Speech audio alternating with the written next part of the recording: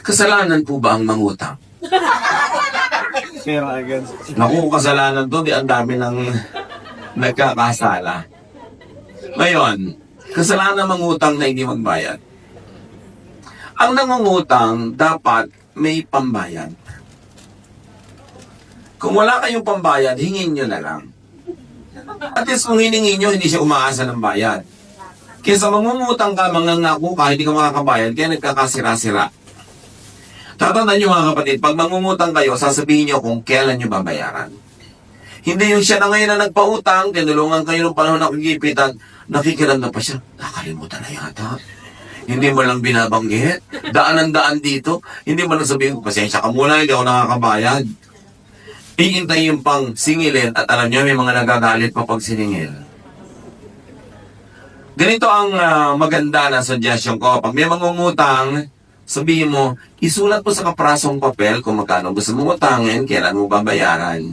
Ngayon, pag itinatatuan niya, eto, gusto mo ilagay ko sa Facebook.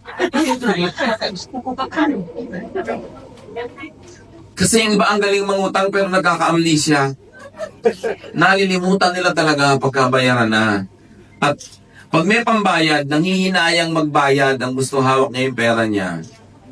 Pag may nagpautang sa inyo, itinawid kayo sa isang panahon na mahirap at nakatawid kayo dahil sa utang, huwag niyong parusahan yung tumulong sa inyo.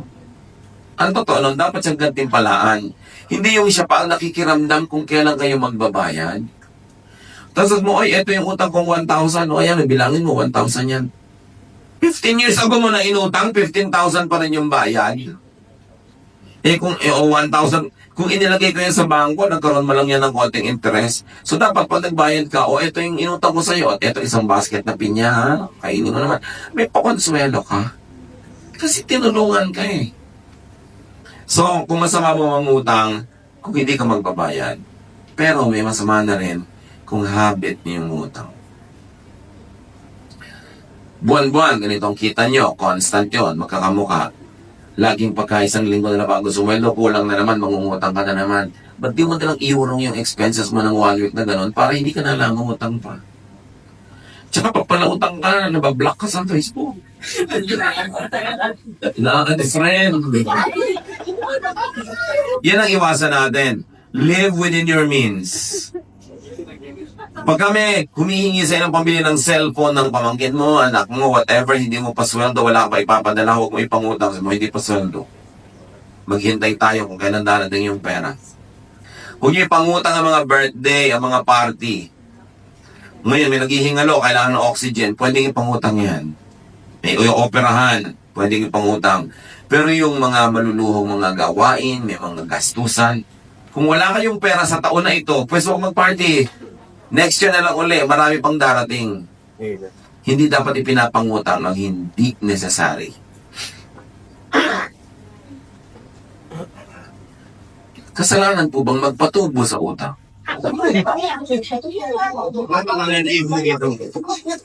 kayo tumingin sa akin para utang kayo, ha? Tumingin kayo kay Pastor Bong. Siguro kung yung interest na kikitain ng pera mo sa bangko, ibinigay mo sa kanya at least cost of money, hindi siguro masangka yun. Pero yung umutang ng 1,000, ang balik 10,000 na, isang buwan pa lang ang lumipas, kinakain ka ng mga uod ng buhay ka pa.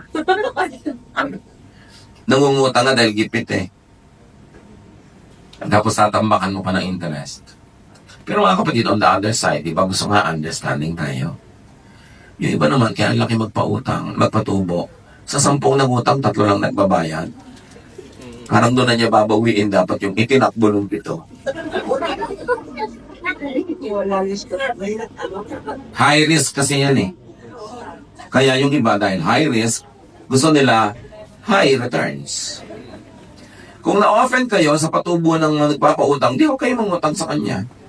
Pero huwag kayo magalit sa kanya kasi may hindi nyo alam kung anong pangangailangan niya rin. Diba? So iwasan natin ang utang ng utang ng utang.